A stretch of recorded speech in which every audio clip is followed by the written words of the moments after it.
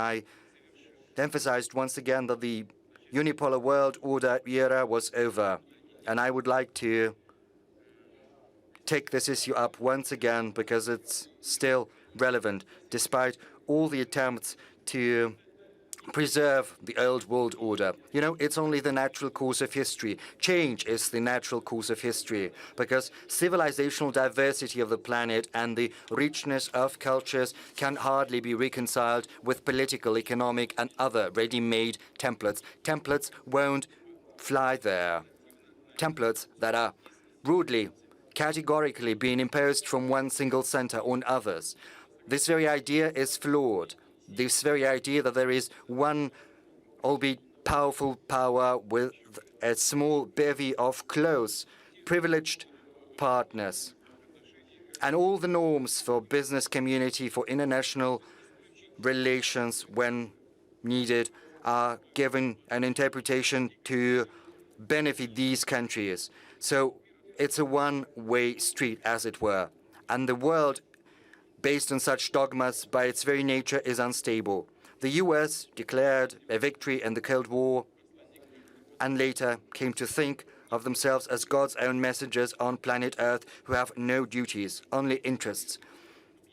And the latter are declared as sacrosanct. It's as if they choose to ignore that over the recent decade, the planet has seen the emergence and increasing prominence of new powerful centers. Each and every center is developing its own political systems, social institutions, implementing their own economic growth models, and certainly they have the right to protect them and to ensure their national sovereignty. I'm talking about objective processes, about truly revolutionary tectonic shifts in geopolitics, global economy, and in technology, and the very system of international relations, which are seeing a growing role of dynamic, promising countries and regions whose interests it's no longer possible to ignore. I reiterate, these are fundamental, truly revolutionary and inexorable changes. It would be a mistake to think that during these tumultuous changes you can simply sit it out, biding your time, that everything is going to get back to its circuits, that everything is going to be as it was. It won't. And yet, it seems as if the ruling elites of certain Western countries are laboring under precisely these very illusions, choosing to ignore the obvious, persistently clinging to the ghosts of the past. In particular, they think that the domination of the West in global politics and economics is a constant, but nothing is peremptory, nothing is eternal. Moreover, our colleagues are not simply denying the reality. They are trying to oppose the course of history, thinking in the past categories, laboring under their own delusions about countries that live outside the so-called golden billion. They think that the rest of the world is periphery, their own backyard. And they still treat those countries as their colonies, and people who live there, well, they are considered to be second-rate because they think of themselves as exclusive, as something first-rate, and that's why they have this irrepressible desire to economically crush those who break the mode, who refuses to blindly follow. They rudely and brazenly obtrude their ethics, cultural and historical views, sometimes call into question the sovereignty and integrity of countries and threaten their own existence. Suffice it to remember what happened to Yugoslavia, Syria, Iraq. And if they fail to keep these rebels, so to speak, in check, they try to isolate them and cancel. They use everything: sport, the Olympic movement, bans on culture and art masterpieces, due to the sole reason that their authors have their own origins. And this is the nature of the current bout of Russophobia in the West, as well as the reckless sanctions against Russia. I would say reckless and insane sanctions. The number and the rate at which these sanctions are rubber-stamped, well, it's unprecedented. I understand the rationale. They tried to crush Russian economy in one go by force, disrupting business chains, making Western companies leave the Russian market, freezing our assets, dealing a blow to the industry, to finance to the level of life of our people, but it didn't work. The Russian enterprises and government authorities worked in a composed and professional manner. The citizens stand united and they assume responsibility. We're normalizing the economic situation. We stabilized the financial markets, the banking system, the trade system, and we injected liquidity and working capital into the economy to ensure the sustainability of enterprises and companies, employment and jobs. The gloomy predictions with regard to the prospect of the Russian economy that we heard at the beginning of spring didn't realize, but I understand where this propaganda campaign comes from, where these mantras about the dollar at 200 rubles and the inevitable and rapid collapse of our economy. This is a tool of information warfare, a factor of psychological influence on our society and on our business circles. Incidentally, some of our experts fell victim to this external pressure, and their calculation and estimates, they assumed that our GDP would inevitably plummet and ruble would depreciate critically,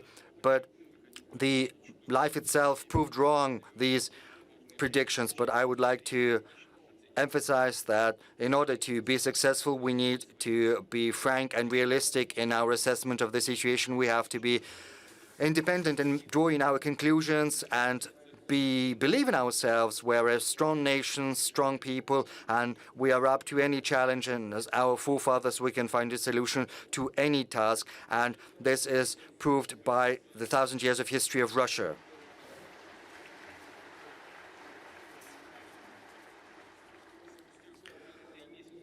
Three months after the full-blown package of sanctions, we suppressed the inflation surge. It peaked at 17.8%. Right now, it's gone down to 16.7%, and it continues to decrease. The economic dynamics has been stabilized. The public finance is stable. I'm going to draw a parallel with other regions later. Yes, of course, it's too much. 16.7% of inflation is a big number, and we will have to address that, and I'm confident that we will be successful. Over the first 5 months this year, the federal budget has a surplus of 1.5 trillion rubles, whereas the consolidated budget has a surplus of 3.3 trillion rubles. Incidentally, in May alone, the surplus of the federal budget stood at 500 billion rubles, which is 4 times what we saw last year in May. Right now, we need to boost production, boost the supply in the domestic market, and based on the growth of supply, we have to rebuild and demand and banking lending. I said that we've taken measures to top up the working capital of capitals. Almost in all areas, business has the right to get deferrals and insurance payments over the second quarter this year. Manufacturing capacities have greater opportunities. They can resort to this deferral in the third quarter too. Basically, it is an interest-free loan from the government. Later on, they won't have to pay these insurance payments in one go. They will be able to do that in regular installments for the 12 months starting from June next year. Starting from May, we brought down the concessional mortgage loan rate. Right now, it stands at 9%. The very concessional mortgage program has been extended until the end of the year. I said this measure seeks to help citizens to address their housing issues and to support the construction industry and related industries, and they employ millions of people. After a drastic surge in spring, interest rates in the Russian economy are steadily going down. The central bank has brought down the key rate, and that is why I believe that we can once again bring down the concessional mortgage rate down to 7% this time. But I would like to say that this program will be in force until the end of this year. There's been no changes there. So if our citizens would like to use this program, they have to do that until the end of this year. The maximum limits are the same, 12 million for Moscow and St. Petersburg, and 6 million for the rest of the regions of Russia. I would like to add that in general, we need to increase the availability of long-term financial resources and loans for our economy. Very soon, we will have to shift from budget stimulus to market-based banking lending instruments. And this process needs our support. There's no doubt about that. In order to boost the opportunities of the project funding fabric of VEB, we are going to allocate 120 billion rubles from the National Wealth Fund. This will allow additional lending to relevant initiatives and projects to the tune of around 500 billion rubles. Distinguished colleagues, as I mentioned previously, the economic blitzkrieg from Russia was doomed from the very outset. Incidentally, as is well known, and as we know from practice of recent years, sanctions are a double-edged sword. They can deal comparable, if not greater, damage to the authors and developers of these ideas. And I'm not just talking about short-term fallout.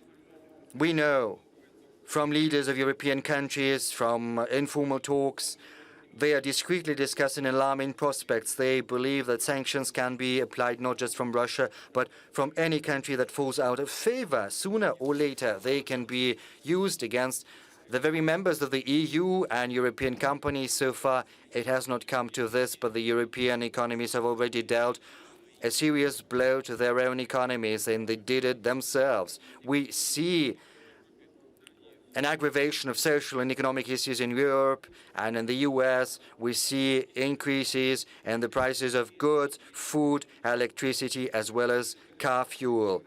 The standards of living of Europeans are going down. Their enterprises are losing competitiveness. Experts estimate that the direct estimatable losses of the EU from the sanctions fever over this year can be superior to $500 billion. This is the price of these decisions divorced from reality and taken in contravention of common sense. These losses are going to be incurred by the population and companies of the EU. Inflation in certain countries is already superior to 20%. I've mentioned our inflation rate. But the EU countries are not pursuing any special military operations, whereas inflation over there has grown up to 20%.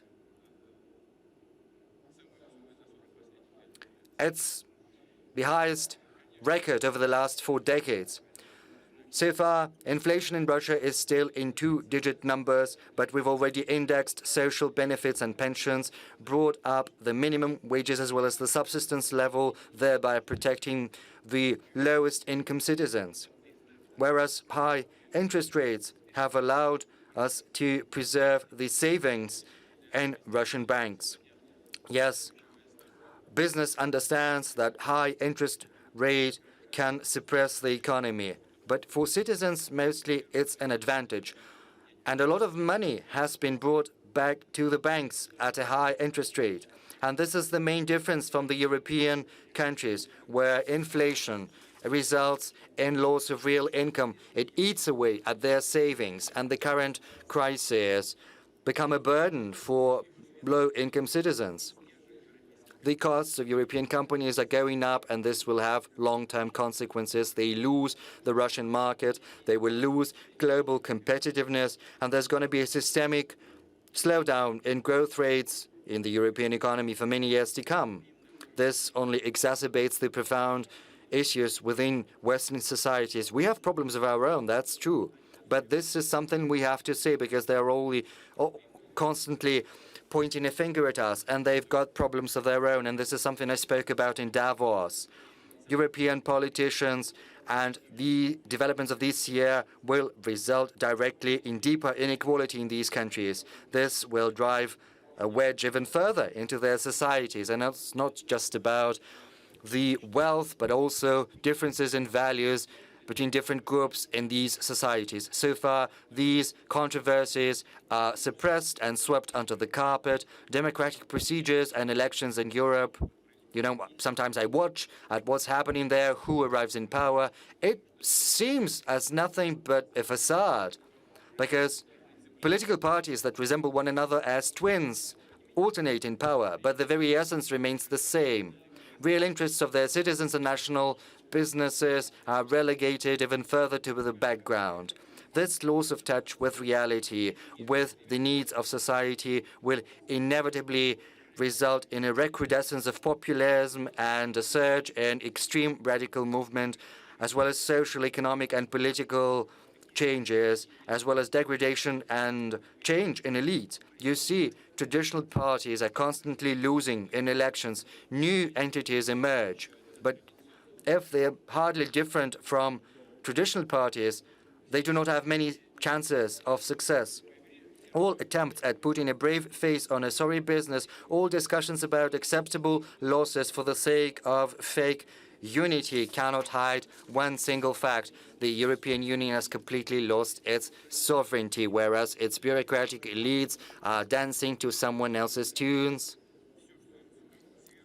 taking everything what's being dictated to them, dealing harm to their population, to their businesses, to their economy. What is also important is that the deteriorating economic situation is not happening over the recent months.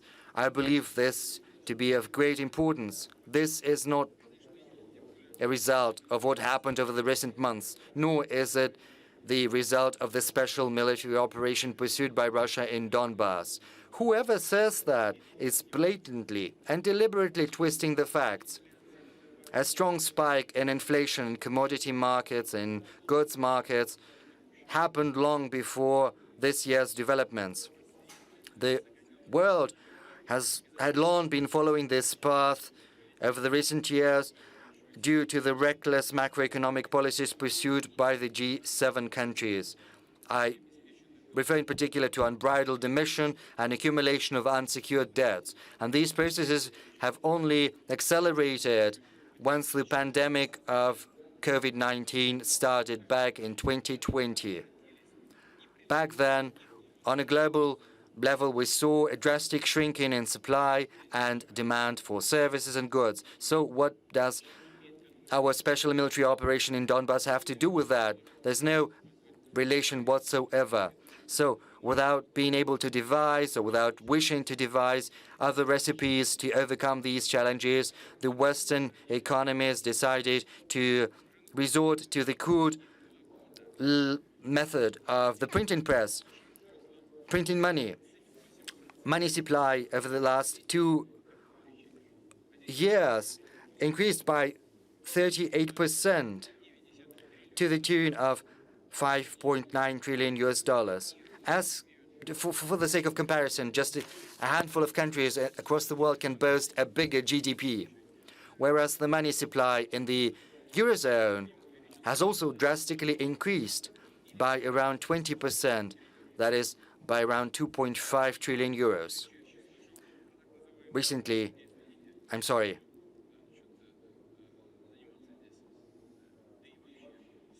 I don't like to mention myself, but very often we hear about the so-called Putin-inspired inflation in the West, and when I hear that, I think that it's just plain stupid. It comes from people who don't know how to read and write. People who know how to read understand what is really happening. Our actions to liberate Donbass have nothing to do with that. Right now, there are problems in energy, and this is due to the systemic mistakes in the economic politics of the current U.S. administration and European politicians. This is the only reason for that inflation.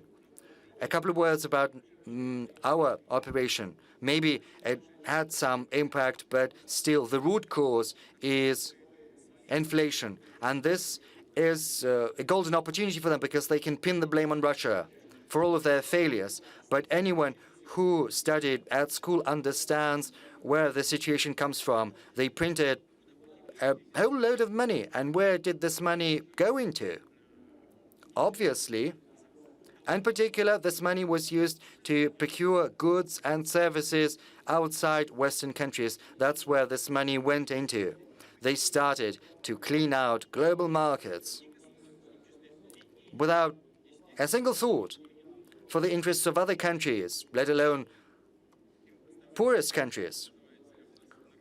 They were left with nothing but crumbs, coming at astronomical prices to boot. In late 2019, U.S. import stood at around $250 billion per month, whereas by now it has increased to $350 billion. Incidentally, the growth rate is around 40%. As a ratio, this is fully commensurate with this unsecured injection of money supply that has happened over the recent years. They printed new money, used this money to buy goods and services. I would also like to add the following. For a long period of time, the U.S. was a big supplier in the food market, and quite justifiably, they were proud of that. They were proud of their agriculture, farming traditions. It was a good example for many, us included. But right now, the role of America is drastically changed. It used to be a net exporter of food, and right now it's a net importer. In other words, they print money and they divert goods flows to their benefit, buying food from across the world. Even higher rates of import growth can be seen in the EU. Yes, this increase in demand, which is not secured by the supply of goods, has set off a wave of global inflation. That's where it comes from. Over the last 2 years, everything in the world has become pricier. Commodities, consumer goods, and food. And these countries continue to import. But right now, the mismatch between import and export is different. Right now, import is by 17 billion or so more than export. According to the UN, in February this year, the food price index stood at 50% more than May 2020, whereas the aggregate commodity price index doubled over the same period of time. Amid this inflationary storm, many developing countries are asking the only reasonable question: why change goods for dollars and euros that are depreciating in front of us? The conclusion begs itself. The economy of simulacra is inevitably going to be replaced by the economy in real assets and values. The IMF estimates that the world currency reserves currently have $7.1 trillion and 2.5 trillion euros, and this money is depreciating at the rate of around 8% per year. Moreover, this money can be seized and stolen if the U.S. doesn't like something about the policies pursued by this or that country, and this has become a reality for many countries that still have their currencies in foreign currencies. Experts estimate, and this is just objective analysis, in the next years, global reserves will start to be converted. Well, given the deficit, they will be converted from depreciating currencies into real resources. And the countries will pursue this path. I refer to such real resources as food and energy, and this process will only push forth the dollar inflation. Regarding Europe,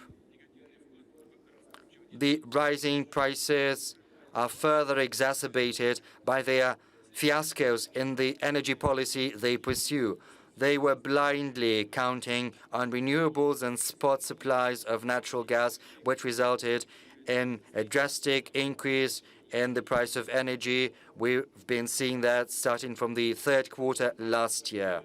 And I reiterate, it happened long before the beginning of our military operation in Donbass. We have nothing to do with that.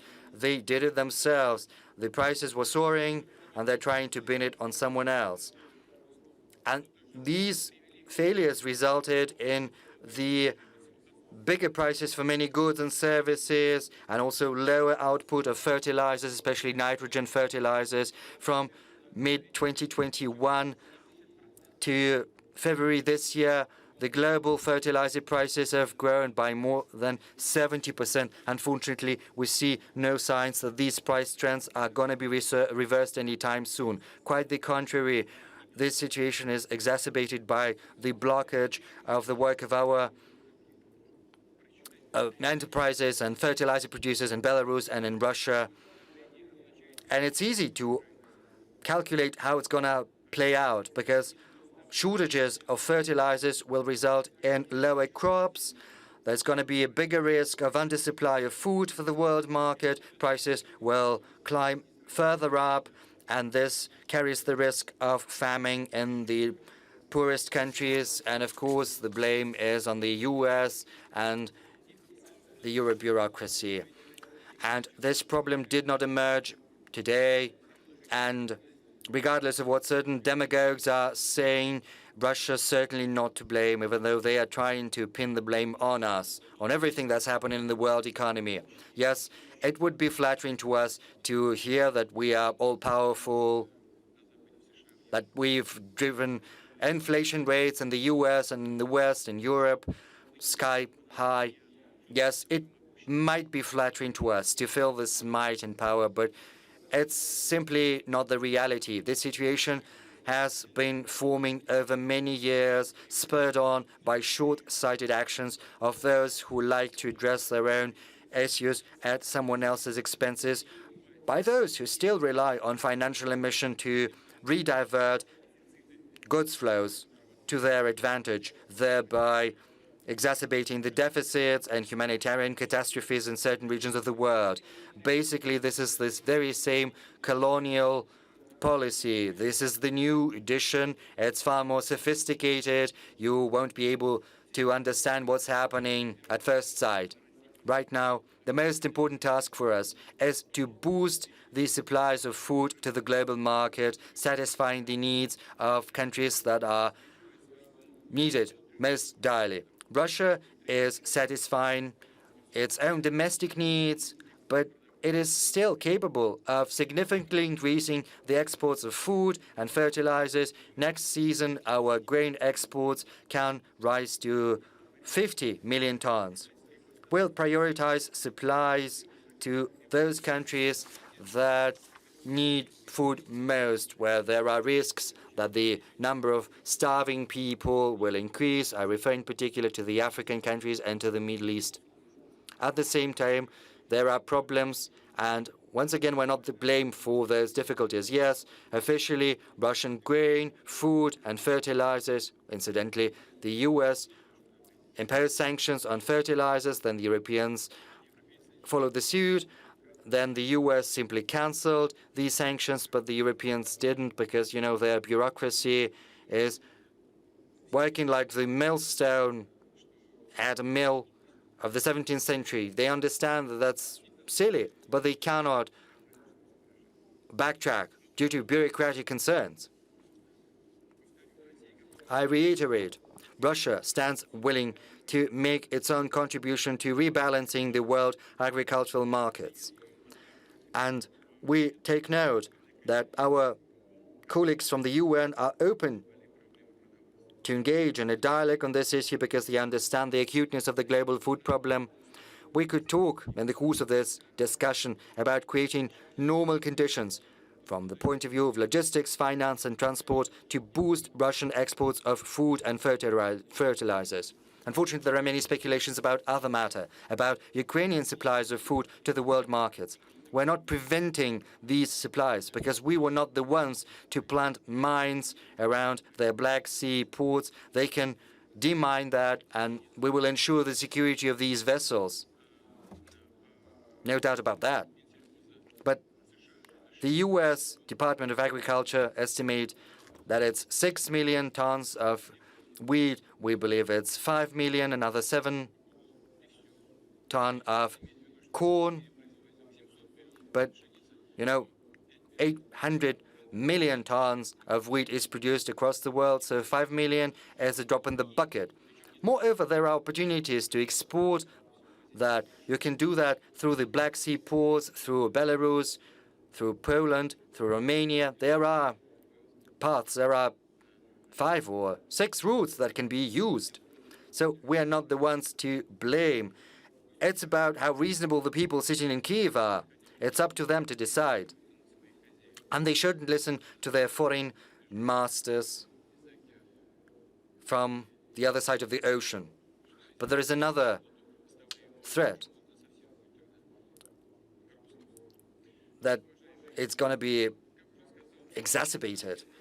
Colleagues, the world right now is undergoing fundamental shifts.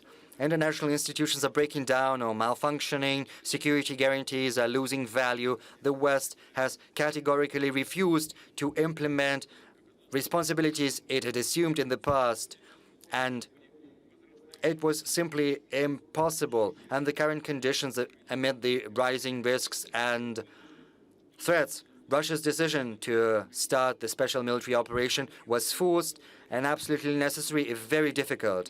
This is a decision which is our sovereign right because it's based on the UN Charter, which says that we have the right to protect our security. This decision seeks to protect citizens of the Donbas republics who for 8 years have been suffering from genocide carried out by the Kiev regime and neo-Nazis under full protection from the West. The West is trying to project its military power of Ukraine, pumping Ukraine full with arms, weapons, and military advisors, and they continue to do so. And as for economic development and the welfare of people who live there, they don't give two hoots about that. But they spare no money on creating a NATO springboard in the West against Russia or on fueling aggression, hatred, and Russophobia. Right now, our soldiers and officers and the militiamen from Donbas are fighting on their land, protecting Russia's right to free and safe development as a multinational country that determines its future on its own, based on its history, culture, and traditions. We reject any attempts at imposing on us fake values of dehumanization and moral depravity. All goals of the special military operation will be accomplished, which is reinforced by the courage and heroic actions of our warriors, by the consolidation of Russian society, whose support inspires strength and confidence in our army and navy, by the understanding of the truth and historic justice of our cause of building a strong sovereign Russia. I would like to emphasize that in the 21st century, sovereignty cannot be partial nor fragmentary. All of its elements are equally important. They strengthen and complement one another. That's why it's not just important to protect our political sovereignty and national identity. We should also reinforce everything that underlies our economic autonomy, our financial, human, technological self-sufficiency and independence. The very framework of Western sanctions is based on the false, erroneous assumption that Russian economy is not sovereign, that it's critically vulnerable. And they were so caught up in spreading the myths about Russia's backwardness and the weakness of our position in the world economy and trade that they came to believe their own inventions. They were simply ignoring real facts.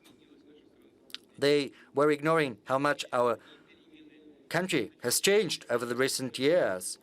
And these changes were brought about by our careful planning, aimed at building a sustainable macroeconomic environment to ensure food security, implement import substitution, build our own payment system, and so on and so forth. Yes, sanctions and restrictions have put a great number of tasks in front of us. Some enterprises are suffering due to shortages of spare parts. Some technological solutions are no longer available to our companies. Logistics has been disrupted. On the other hand, this is opening up new opportunities to us. It's often said, but it's the truth. This is an incentive to build an economy which can boast true, genuine, technological, manufacturing, human scientific sovereignty. This comprehensive task cannot be accomplished in one go. We have to work on a systemic basis, oriented into the future, and this is the path Russia has chosen, pursuing long-term plans for the development of economic industries, reinforcing our social security, and the current tests can make some corrections and amendments to these plans, but the strategic direction is going to be the same. I would like to dwell today on the key principles that are going to underlie our country and our economy. The first principle is openness. Truly sovereign countries are always willing to engage in equal partnership and to make a contribution of their own to global development, whereas those who are weak and vulnerable are usually involved in searching for enemies and imposing xenophobia, or they completely lose their identity and autonomy, blindly following in the wake of their sovereign. Russia, even though our Western friends want us to do that desperately, is never going to choose the path of self-isolation altogether. On the contrary, we're going to expand our engagement with everyone who is interested, and there are many who want that. I'm not going to name them, but this is the overwhelming number of people on Earth. I'm not going to name all these countries who want to work with us. Everyone knows them. I'm not going to make a revelation if I say that everyone who wants to work with Russia comes under brazen pressure from the US. Sometimes it comes down to direct threats. But this blackmail is of little import. If we're talking about countries that are headed by true leaders who make a very clear distinction between national interests and interests of other players. And Russia is going to build economic cooperation with these countries, promoting new projects, and we are certainly going to work with Western companies who, despite the unprecedented arm twisting, continue to retain successful presence in the Russian market. International cooperation will develop on the solid and predictable foundation of building a convenient and independent payment infrastructure in national currencies, and to help our companies with logistics and cooperation, we develop transport corridors, increasing the throughput capacity of railroads, the transshipment capacity of ports in the Arctic, in the West and the South, in particular in the Azov and the Black Sea and Caspian basins. They are going to be the most important part of the North-South corridors that is going to create a sustainable channel of communications with the Middle East and South Asia. We hope that the flow of cargo will begin to grow steadily very soon over these corridors.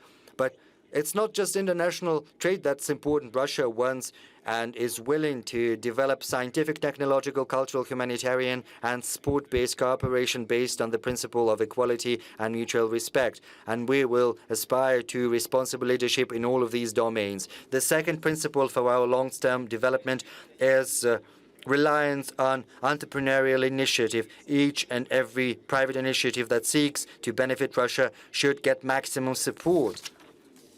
The pandemic and the current developments have once again demonstrated to us the importance of flexibility and economic liberties. Private business, even amid harsh conditions, has shown that it's willing and ready to compete in the global markets, and they adapt to the shifting environment thanks to private business. We will continue to alleviate administrative pressure. From 2016 to 2018, we had a moratorium on scheduled inspections of small enterprises. It was later extended until the end of 2022. In 2020, this moratorium was expanded to cover mid-size enterprises, and moreover, the number of surprise inspections was brought down fourfold. We made a step further. In March this year, we've decided to forego planned and scheduled inspections of all entrepreneurs, regardless of the size of their business, with one condition: their activity should not be tied to a high risk of dealing damage and harm to citizens and the environment. And the number of scheduled inspections as compared to last year has decreased 6 times. Why am I talking about that in such detail? Because since the moratorium was introduced, the number of breaches by entrepreneurs rather than go up, went down. It testifies to the maturity and responsibility of the Russian business. Rather than being compelled to comply with norms and requirements, it should be incentivized to do so. And that means that we can make another radical step. On a permanent basis, we can forego most inspections for the whole of Russian business if its activities are not carrying a high risk of dealing damage.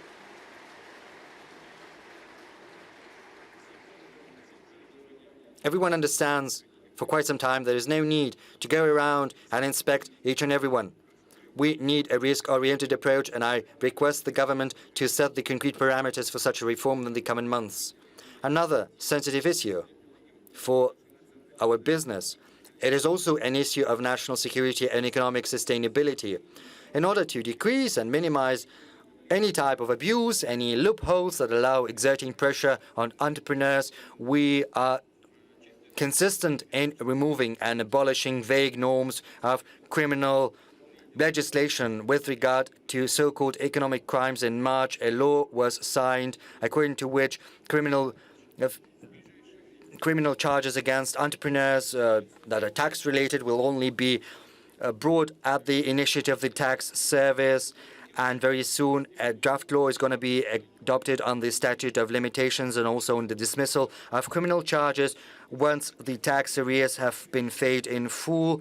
And we have also need in decriminalizing a number of other economic crimes, such as those related to working without a license or without accreditation. This is a very fine issue due to the illegitimate actions of our Western partners. They refuse us these licenses.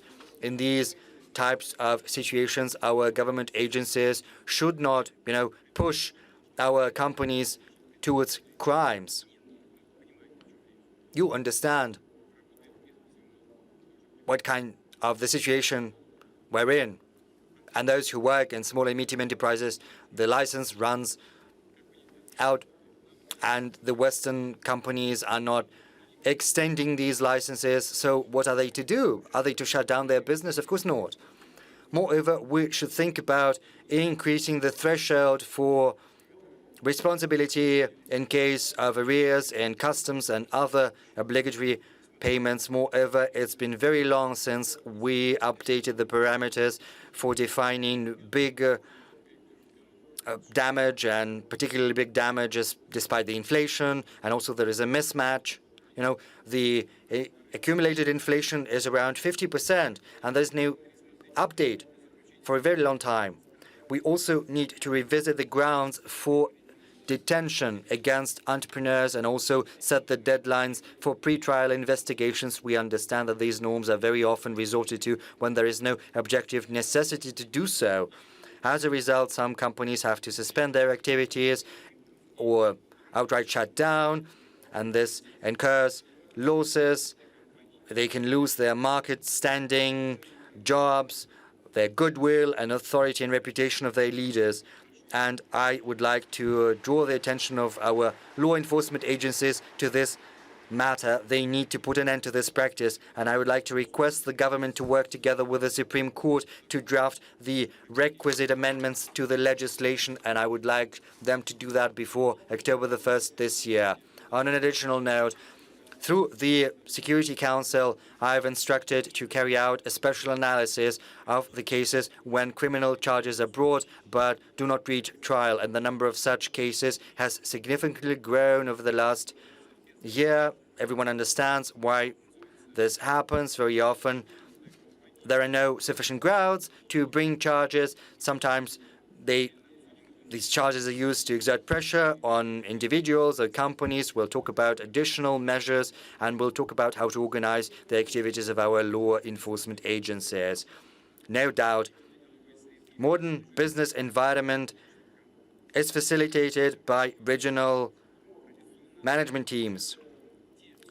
At SPIF, as a tradition, I take note of those Russian regions that have achieved great headway in national investment climate score that's prepared by the Strategic Initiative Agency. We have certain changes in the first 3 rankers Moscow and Tatarstan this year, and they're still leaders, are joined by the Moscow region. It jumped to the 3rd place from the 8th place. Among the top rankers are Tula, Nizhny Novgorod, 2 men, Novgorod, Sakhalin, region St. Petersburg, and Bashkortostan.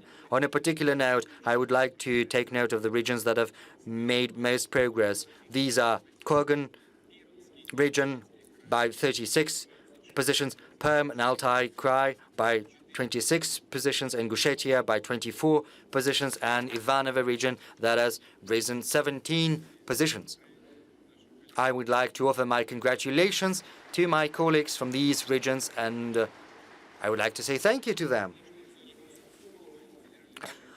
The federal government is also paying particular attention to supporting business initiatives of our citizens in small cities and remote areas, in rural areas, and the same goes for the regional and the municipal level. And we have some success stories, such as software, environmentally friendly goods, self-made products across the country that are being sold through Russian marketplaces, online marketplaces. We need to create new opportunities, implement new models of trade, including e-trade platforms. We need to bring down logistics, transport, and other types of costs, in particular through the modernized offices of the Post of Russia. We have to help the employers of small companies, self-employed citizens, novice entrepreneurs. We have to help them get additional skills and competencies.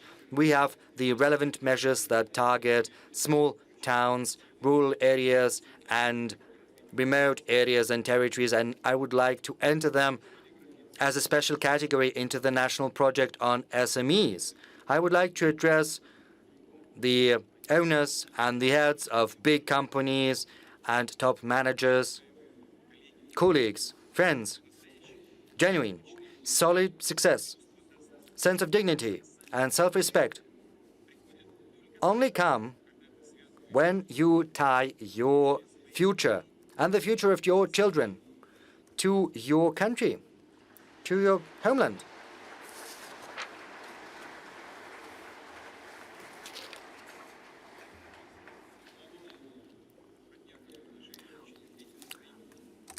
We've known each other for many years, and I know the sentiments of many companies, heads, and owners, and it's from you that I've heard on many occasions that business is more than just making money.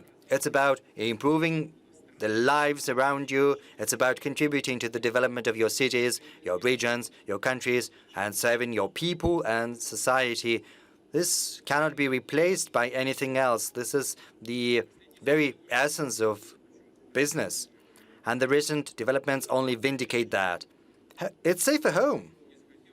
And those who chose not to listen to this obvious message lost hundreds, if not billions, hundreds of millions, if not billions of dollars in the West. And that's how this safe haven for capital turned out to be.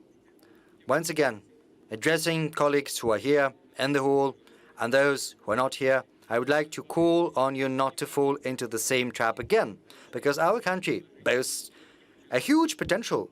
And there is a host of issues that need to be addressed at home. Invest at home.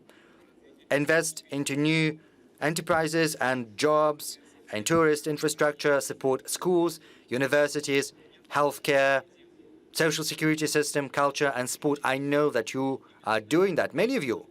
But I would like to emphasize that once again. That was the high understanding of their lofty mission by the Bakrushins, Morozovs, Shukins, Rabushinskis, Akhturins, Gailevs, Apanaevs, Matsievs, by Mamontov, Tretyakov, Arsenov, Dadashev, Gadzhiev, many Russian, Tatar, Buryat, Chechen, Dagestans, Yakutian, Ossetian, Jewish, Armenian, merchant and entrepreneurial families, and representatives of other peoples of the multinational Russia. And these people have entered their names into the annals of our history. Incidentally, on a particular note, I would like to highlight the following.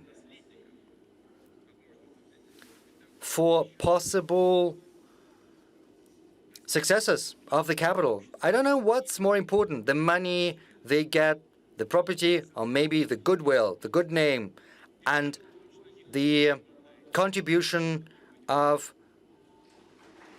their forefathers to their country's future. It's not going to be squandered by anyone. Pardon this expression. And the good name is going to be with the descendants. It's going to follow them from many generations to many generations. It's going to be a better support than money and property. Distinguished colleagues, the third principle of our long-term development is a responsible and well-balanced macroeconomic policy. It's precisely this policy that has allowed us to withstand the unprecedented sanction pressure. And this policy is important not just to respond to the current threats, but in the long run as well. We're not going to relive the tragic experience of our Western colleagues who have set off the inflation spiral and thrown their finance into disarray. Our goal is to develop our economy steadily for many years to come, decrease the inflation burden for citizens and business, and achieving the long and mid-term target of inflation. We want 4%. I started with the inflation figures, but the goal is the same. It's 4%. I've already instructed the government to draft proposals on the new fiscal rules that seeks to ensure the predictability of our fiscal policy and to create the most favorable environment to use the external economic conditions to our advantage. We need that to reinforce the foundation of our economic growth, to address infrastructure and technology-related tasks which serve as the basis for the welfare of our citizens. Yes, some companies are committing suicide. You know, we see that some companies have this suicidal sentiment. And it would be senseless to serialize the money supply with their help. But the main principle is to spend how much you earn. And this principle is peremptory. It's always there. The fourth principle is social justice. Economic growth, business initiative, industrial capabilities, scientific technological potential of Russia should translate into social advancement.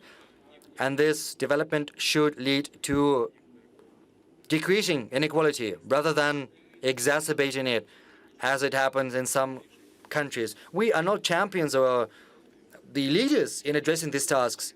The issue still stands, but still, decreasing poverty and inequality comes through greater demand on domestic produce, through increasing the potential of our regions, through creating new jobs where they're most needed. This is the determining condition for further economic development. The positive dynamics and real wages of our citizens and lower poverty level, these are the main fruits that testify to the efficiency of our government.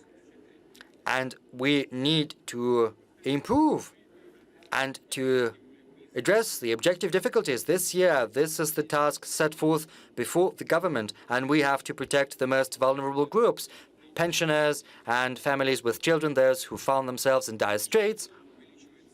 On a yearly basis, pensions are growing at a rate superior to the inflation rate. This year, they were increased twice. And starting from June the 1st, by additional 10%. Together with pensions, by 10%, we've increased the minimum wages as well as the subsistence level to which many other social benefits and payments are tied, and they will have to increase accordingly, which is going to directly affect, for the better, the income of around 15 million people. Over the recent years, we have set in place a comprehensive system to support low-income families with children, and women can get support from pregnancy until their children reach 17 years. The welfare of people and their well-being is an important factor of demographic development, given the negative demographic waves that are overlapping. In April this year, fewer than 100,000 children were born. That's by 13% less than in April 2020. And I would like to ask the chairman of the Russian government to personally oversee the development of additional measures to support families with children. They need to be comprehensive and commensurate with the magnitude of these demographic challenges we are up against. The future of Russia lies with families with 2, 3, and more children. So it's not just about direct financial support. We need to target and tie to the needs of these families with children everything: the healthcare system, education system, and the rest that affects our quality of life. And this is precisely the goal pursued by the National Social Initiative, implemented by regional teams and the Agency for Strategic Initiative. Together, this autumn, we are going to take stock of the standards of living, to get the best practices and spread them.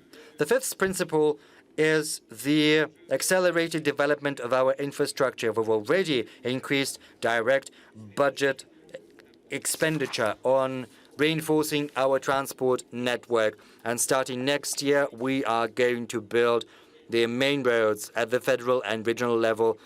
Within 5 years, no less than 85% of these roads should be rebuilt to comply with standards.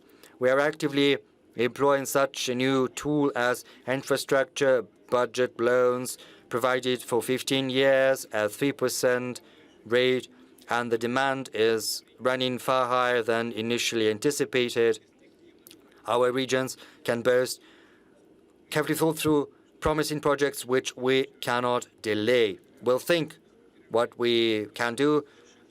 Last night we had a lengthy discussion about that, and we think this is a very good instrument.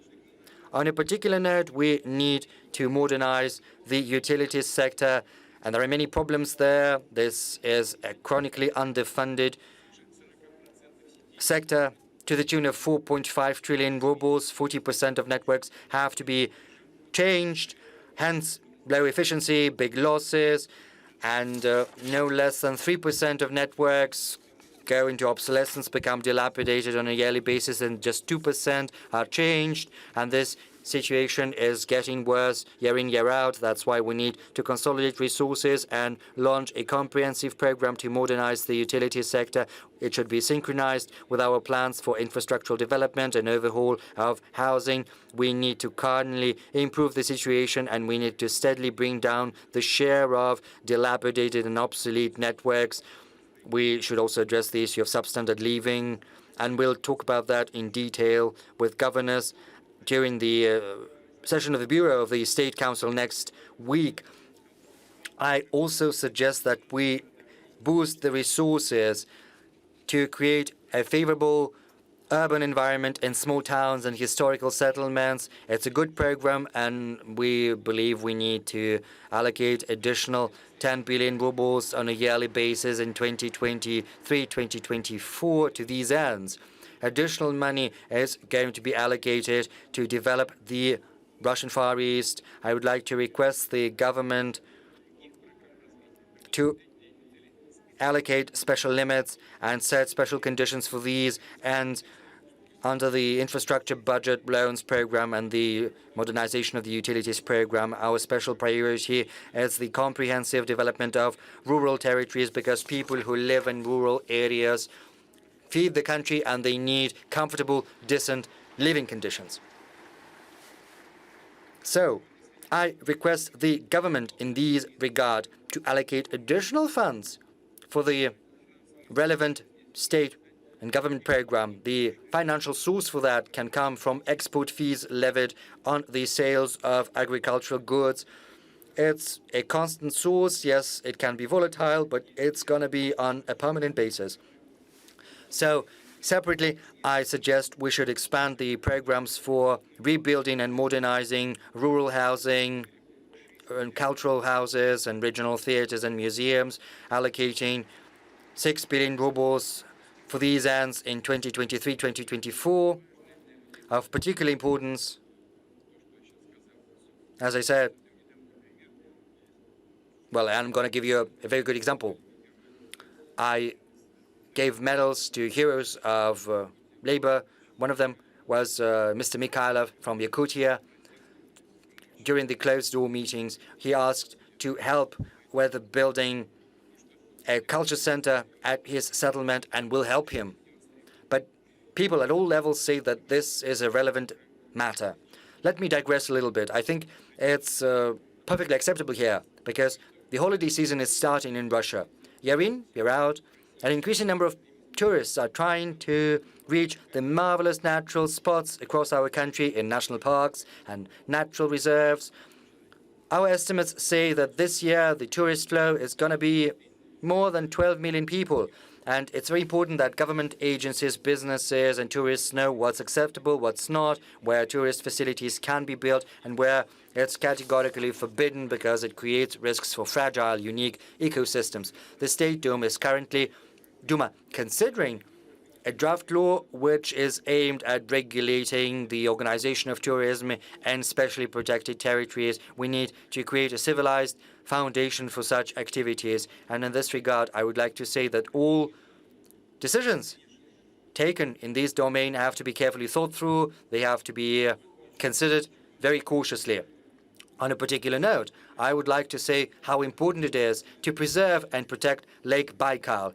And this is precisely the objective of our unique comprehensive development project for the city of Baikals. It should be the example of rational, environmentally friendly economic activity we need, not just to liquidate and neutralize the accumulated damage done by the Baikal paper and pulp factory. We need to elevate the city to a new level of life. It should be the flame bearer of Russian environmental tourism. This project should be based on cutting-edge technologies and environmentally friendly energy sources.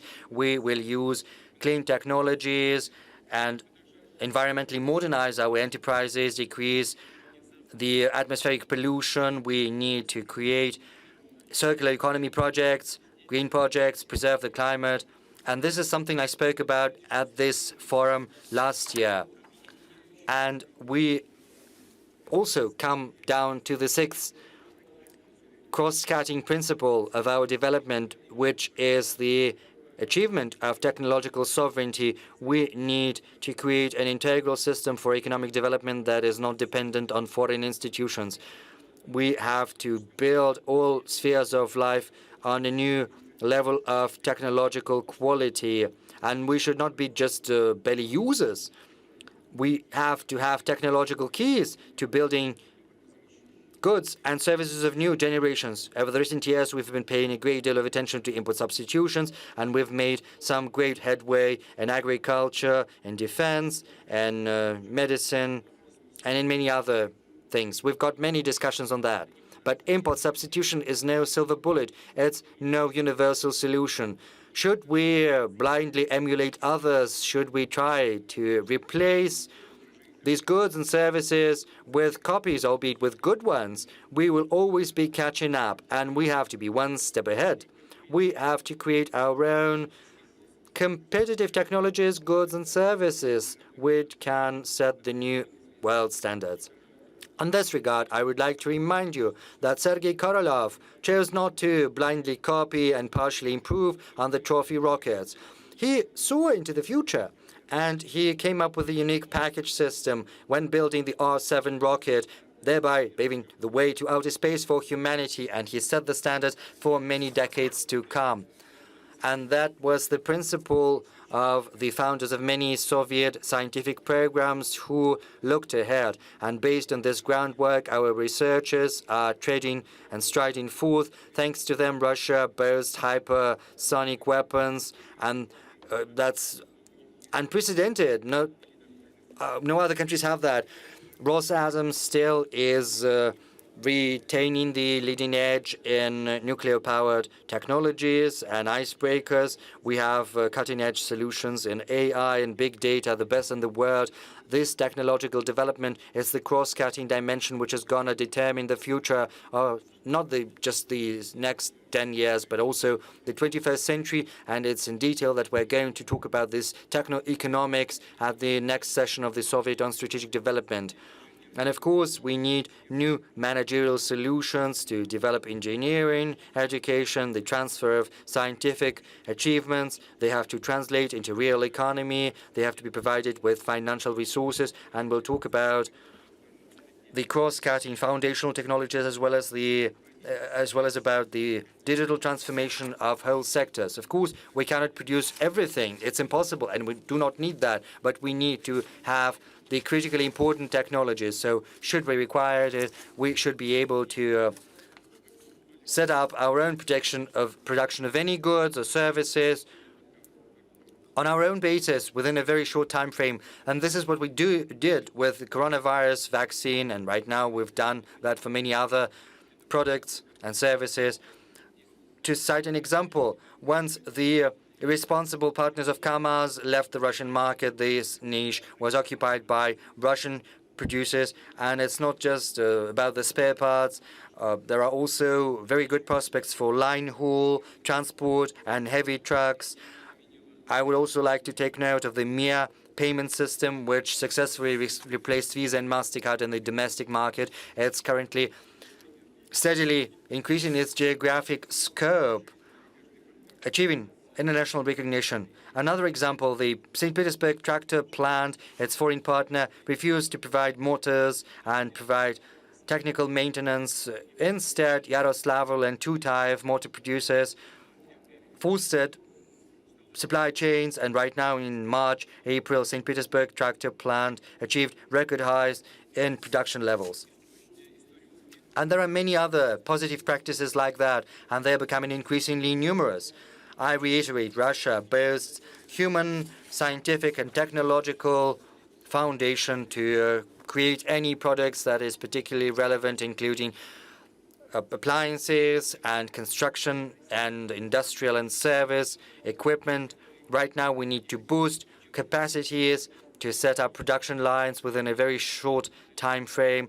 And of course, we need prepared production capacities and facilities. So I instruct the government by autumn to present the key parameters for new industrial clusters. In this domain, what's important is funding. In these clusters, entrepreneurs should have access to long-term, affordable loans, up to at least 10 years, and at no more than 7% interest rate in rubles. And we've spoken about that with the economic division of the government. Everyone agrees we'll do that.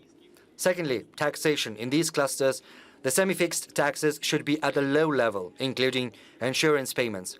The third avenue to pursue is supporting production at the earliest stages when building the package of orders, providing subsidies to get the products from these enterprises. It's going to be difficult, but I think subsidies will be required. We have to work this through. Fourth, facilitated administrative regime. There should be no no inspections or little, very few. And the same goes for taxation and customs monitoring should be very light and not cumbersome. Fifth, we need to create guaranteed long-term demand for this innovative production produced and reaching the market. We need a preferential regime for these industrial clusters, and it's going to be in force starting from January the 1st, 2023. I would like to say in this regard that the new poles of growth and the existing one should engage small business, for enterprises, for small organizations.